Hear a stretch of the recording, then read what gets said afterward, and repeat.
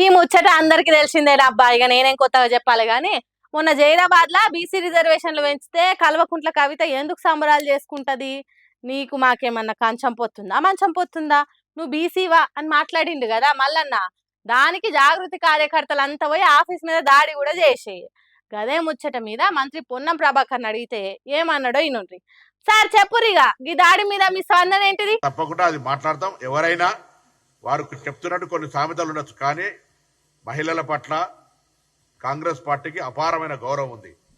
కొన్ని కొటేషన్స్ ఉండొచ్చు, నువ్వు నేను మాట్లాడుకోవచ్చు, ఇంకో మహిళతో అటువంటి మాటలు మాట్లాడే సందర్భం తప్పు. అది ఎవరైనా ప్రజాస్వామికవాదులు అందరూ ఖండిస్తారు. సేమ్ టైం దాడులు కూడా జవాబు కాదు.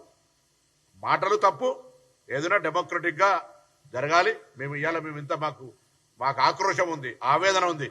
మేమింత న్యాయంగా చట్టపరంగా ప్రజల ఆకాంక్ష కొరకు ఇంత లీగల్ తీసుకొని పోతా ఉంటుంటే కొంతమంది స్టేట్మెంట్లు చూస్తే మేము కూడా దాడులు చేయాలి, కానీ మేము అంటలేము.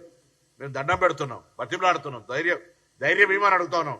గతంలో పాత మర్చిపోయి మండల్ టు కమండల్ అని చెప్తున్నాం. ఇవాళ మాకు సహకారం చేయమని అడుగుతున్నాం, అభ్యర్థన చేస్తున్నాం. సో అటువంటి విధంగా ఉండాలి.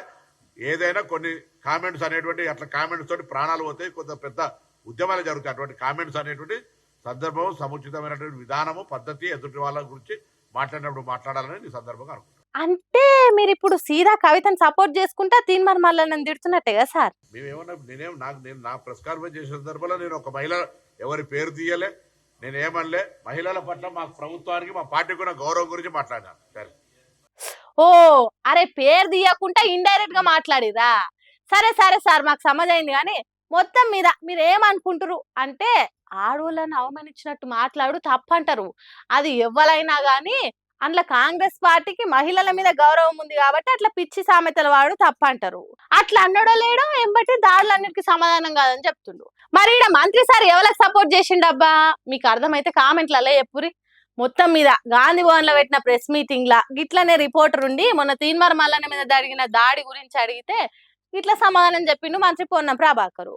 కవిత మీద మల్లన్న కామెంట్లు అయితే గిప్పట్ల సల్లారే తట్టే కొడతలేవు. అధికార పార్టీ వాళ్ళని అడిగితే గిట్ల సమాధానం ఇస్తున్నారు. మరి బీఆర్ఎస్ వాళ్ళు ఏమంటారు? ఇది ముదిరి ముదిరి ముందు ముందు ఇంకెంత రచ్చకెక్కుతుందో ఏం పాడు. అందుకే సామెతలు వచ్చు కదా అని ఏది పడుతుంది అందులో ఆడోళ్ళ మీద అసలే వాడొద్దని ఇప్పటికైనా మల్లన్న కేరికైతుండొచ్చునా.